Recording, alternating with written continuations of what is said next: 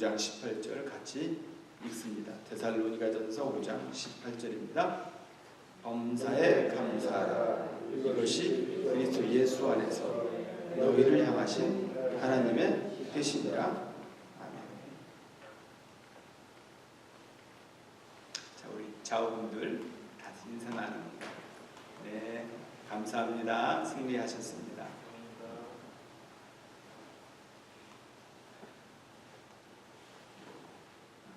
교회는 하나님이 우리에게 부여하신 그 일들을 볼 수 있는 곳입니다. 성도가 서로 교통할 수 있는 그 역할을 하는 것이 기도예요.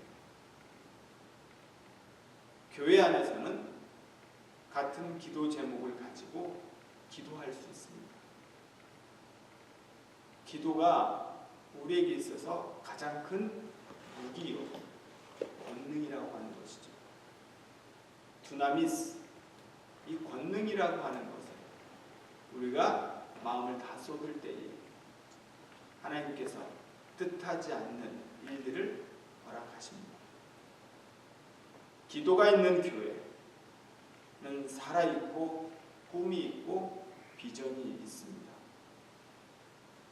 이 아침에 힘들고 무거운 육신을 다 이기시고 올라오신 여러분들을 주님의 이름으로 환영하고 축복합니다. 여러분들의 기도가 있기에 교회는 내일을 향해서 얼마든지 나아갈 수 있고 그 힘으로 살 수가 있습니다. 목사나 성도는 기도할 때에 힘을 발휘할 수 있는 거죠. 이 아침에 드려지는 기도가 정말 우리 자녀들과 우리 곁에 있는 성도들에게는 젖과 꿀이 되는 하나님의 신령한 음료입니다. 이렇게 열심을 다하여 기도하는 여러분들에게 하나님의 크신 은혜와 복이 넘치기를 저는 믿습니다. 오늘 이 두 번째, 범사에 감사하라. 우리가 너무나 잘 알고 있는 성경 구절 중에 한 구절이죠. 우리가 어느 가정에 가서 또는 어느 사업장에 가서 보면은 이 구절 말씀이 많이 있습니다. 항상 기뻐하라, 쉬지 말고 기도하라, 범사에 감사하라. 이는 그리스도 예수 안에서 하나님을 향한 뜻입니다. 결론이 하나님의 뜻이라고 하는 겁니다. 내가 범사에 감사한 것은 내 뜻이 아니요 하나님의 뜻이라고 하는 거죠. 그러면 범사가 무슨 뜻입니까? 성경에 보니까 give thanks in all circumstances, 그러니까 어떠한 처지, 어떠한 형편에도 감사하는 것. 이게 범사에 감사하다 그랬어요. 정말 범사에 감사할 수 있는 것. 이게 성도의 능력입니다. 어떤 상황에도 감사한다면 많은 세상 사람들이 우리를 보고 그 속에서 하나님의 뜻을 볼 수 있는 거죠. 천재 소년 첼로리스트가 있습니다. 그런데 이 천재 소년은 핸디캡이 있어요. 어느 부모가 장애 아이를 갖고 태어나게 할 수 있을까요? 아무도 모르죠. 이 천재 소년은 핸디캡을 가지고 있는데 장애아입니다. 자폐아예요. 결혼 5년 만에 아들을 주셨는데 그 아들이 자폐아입니다. 하루의 일과 시작은 이래요. 이 엄마는 아침에 일어나면 이 아들을 가장 먼저 사진을 찍어 놓습니다. 왜냐하면 아이가 어디로 튀어나갈지 모르기 때문에 행여나 집 바깥으로 나아가서 집을 못 찾아올까 봐 항상 그날 입은 옷을 촬영을 해놓는 것이 하루 일과의 시작이에요. 괴성을 지르는 건 당연하죠. 깜짝깜짝 이웃 사람들을 놀래게 괴성을 지릅니다. 어디 외출하려면 서너슨 붙어서 그를 돌보아야 됩니다. 그러한 이 산에 더 무서운 것은 세상 사람들의 시선이에요. 이 세상 사람들이 바라보는 그 따가운 시선이 창이 되어서 그 가족들을 막 찌릅니다. 음악을 시작을 하게 됐어요. 엄마와 이 소년이 첼로를 키면서 마음의 안정을 취하고 또 다른 하나님의 그 은혜를 누리고자 시작했던 이 첼로. 그런데 이 첼로 소리를 들으면서도 한낱 소리에 불과하다라고 하는 그런 시선들을 계속 받아왔습니다. 그럴 때마다 첼로 소리가 자신들의 방패가 되어서 자신들을 보호하고 그리고 또 다른 일들을 준비케 해나가는 거죠. 이제는 천재 첼로리스트가 됐어요. 그의 그 선율과 아름다운 소리가 많은 사람들의 심금을 울리고 있고 잔잔한 은혜를 부어주고 있습니다. 이 천재 소년의 엄마인 그분, 이제는 이 아들과 있는 것이 너무나 좋다라고 날마다 고백을 해요.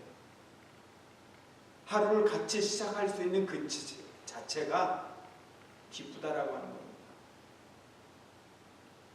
이제는 첼로를 통해서 많이 차분해진 것이 감사하다 그래요.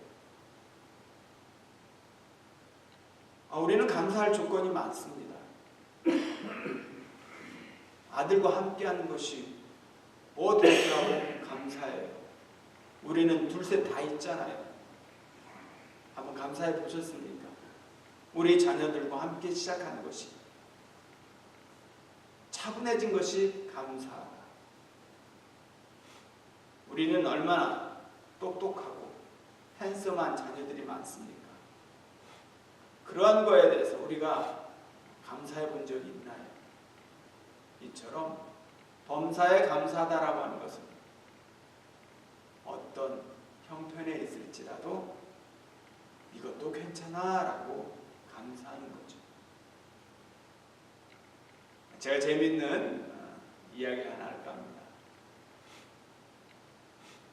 한 교회에 성도님들이 하나님의 부르심을 받아서 천국에 올라가셨어요. 하나님께서 잘했다, 충성된 종이라 하면서 성도들을 맞이해 주었습니다. 장로님이 올라가시니까 하나님께서 수고했어요 라고 하면서 탕수육을 내어주셨어요. 이어서 집사님이 또 천국에 가셨습니다. 아이고 수고했네 라면서 짬뽕을 내주셨어요. 그러니까 집사님이 아니 장로님은 탕수육을 주시는데 왜 저는 짬뽕만 줍니까? 그러자 하나님께서 야 임마 이것도 감사해라. 목사는 배달 나갔어. 전혀. 이것도 감사할 수 있는 것. 야, 그것도 감사할 수 있는 것이 성도의 능력이 되지 않을까. 그러니까 이 범사에는요 긍정과 부정이 있는 거죠. 우리 인생에는 양지가 있고 음지가 있습니다. 그러나 어떤 상황에도 동일하게 감사하라고 하는 것이 범사의 감사라 이거예요. 음지했을 때는 조금 감사하고 양지했을 때는 많이 감사하고 그것이 아니에요. 동일하게 감사하라. 이것이 범사에 감사하라라고 하는 뜻이 담겨져 있는 겁니다. 슬플 때도 있고 기쁠 때도 있죠. 괴로움을 갖는 때가 있죠. 온갖 희비가 다 들어갈 때 그 속에서 감사할 수 있는 것, 이것이 범사에 감사하라라고 지금 이야기하는 겁니다. 어떤 여집사님이 남편 때문에 힘들어했어요. 늘 술만 먹고 들어오면 고주망태가 되어서 이것저것 짚기도 깨고 쓴소리를 쉽게 내뱉습니다. 그것을 보는 그 자녀들에게 교육이 어떻게 되겠어요? 그러니까 늘 마음이 무거운 거예요. 그냥 술 먹고 들어오면 편히 와서 자지. 왜 그렇게 자는 아이들을 다 깨워가면서 고성방가를 하면서 힘들게 하는지. 아, 이 왼수 하면서 그래도 한 집안의 가장이기 때문에 위신을 세워주곤 했죠. 그런데 10년이 넘게 기도를 했습니다. 우리 남편 고쳐주세요. 우리 남편 사람답게 해달라고 기도했건만 변하지 않았습니다. 사람은 그렇게 쉽게 변하는 분들이 아니에요. 그런데 10년 기도하다 보니까 이 여자 집사님의 마음이 바뀌었습니다. 남편이 변하게 해달라고 기도할 것이 아니라 내가 변해야 됩니다. 그래서 기도의 내용이 바뀝니다. 이렇게 힘들게 하는 남편이 있어서 감사합니다. 그래도 육신은 멀쩡해서 감사합니다. 이것저것 내어주면 맛있게 잘 먹어서 감사합니다. 기도의 내용들이 바뀐 거죠. 어느 날 술을 또 잔뜩 먹고 들어온 남편이 꼬장을 부리는데, 그리고 그냥 쓰러져서 자는데 옆에서 기도하는 소리가 들린 거예요. 이 여자 집사님의 기도, 오히려 자기 자신을 감싸주고 멋지고 능능하고 좋은 가장이라고 하는 그 기도 내용에 이 남편이 감동을 얻었습니다. 교회에 나가기 시작했다라고 하는 것이죠. 그러니까 우리는 어떠한 상황을 어떻게 바라보느냐, 그것이 영적인 그런 안목으로 바라봤을 때 우리는 또 다른 길을 볼 수 있는 거죠.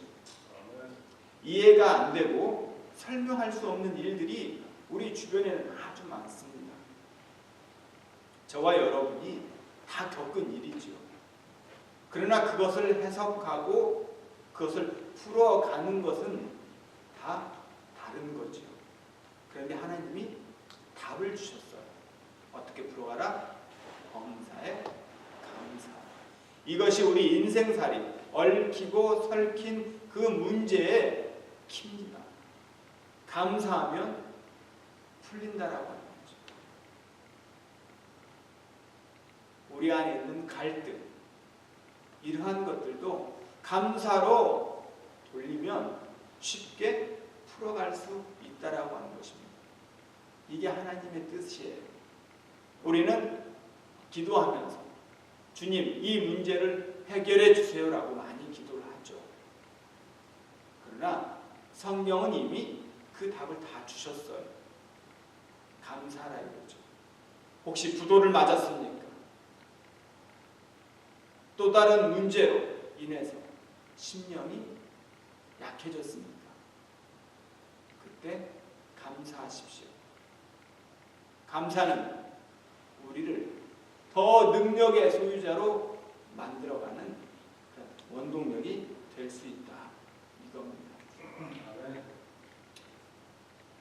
하나님 사랑하는 우리 성도 여러분, 하나님은 우리로 하여금 수많은 일들을 맡기시는데 그 맡기실 때에 우리에게 함께 주어지는 놀라운 능력이 있어요. 그것이 감사로 표현하는 것들입니다. 실상 모든 일에 감사하는 건 굉장히 어려워요. 이건 내가 직접 그 문제를 겪어봐야 합니다. 욥이 어찌 감사할 수 있겠습니까? 내일 욥에 대해서 이야기하겠지만 욥에 있어서 가장 두드러진 특징이 하나 있어요. 우리는 그 아픔 속에서도 욥이 하나님을 부인하지 아니하고 하나님을 쫓았던 것에 우리가 많이 포커스를 맞추고 있지만 그 이면에 있었던 그 욥의 신앙을 볼 수 있어야 합니다. 욥이요, 잔치를 많이 벌였죠. 자녀들과 잔치를 많이 벌리고 나서 그 다음 날 무엇을 했는지 성경은 정확하게 묘사하고 있습니다. 그 자녀들과 함께 그 다음 날 자녀의 명수대로 짐승을 잡아서 하나님께 예배를 올린 자가 바로 욥이에요. 가족의 명수대로 자녀 10을 둔 그 욥은 10마리의 짐승을 잡아서 그 다음날 꼭 하나님 앞에 예배를 드렸다라고 하는 것입니다. 이 철저한 신앙이 있었기에 그 욥에게 주어진 그 환난과 아픔도 이겨나갈 수 있었다라고 하는 것이죠. 우리 범사에 감사하는 것도 훈련입니다. 어떤 형편에 놓일지라도 내가 감사하는 그런 훈련이 반복이 되었을 때에 우리는 더 큰 풍랑이 몰려올지라도 능히 이길 수 있다라고 하는 사실이에요. 이 감사절기에 우리 정말 모든 것을 감사로 여길 수 있기를 바랍니다. 이렇게 예쁜 아내 주셔서 감사하고 또 우리 듬직한 남편을 허락하셔서 감사하고 우리 자녀들 어느 곳에 있든지 무엇을 하든지 늘 평안의 소식을 들려줘서 감사하고 어떤 조건을 따라서 감사하는 것이 아니라 그냥 일상생활 속에서 모든 것이 감사로 여기질 때에 그 속에서 하나님의 뜻이 이루어지는 겁니다. 하나님의 일들은 감사로 여길 때에 하나님께서 행하신다라고 하는 사실이에요. 우리가 범사에 감사할 때 하나님의 뜻이 우리 각자를 통해서 일상생활 속에서 나타난다라고 하는 사실입니다. 오늘도 저와 여러분들 생활 속에서 나아갈 때에 무슨 일을 만날지라도 범사에 감사함으로 하나님의 뜻을 그 순간 이루어갈 수 있기를 축원합니다. 범사에 감사함으로 많은 사람들이 주의 종임을 발견할 것이요 그 속에서 하나님의 자녀임을 인정할 것입니다. 범사 감사하는 것이 이것이 삶의 키입니다. 오늘도 감사하셔서 하나님께서 주시고자 하는 모든 일들을 잘 감당할 수 있는 저와 여러분의 복된 날 되기를 주의 이름으로 축원합니다.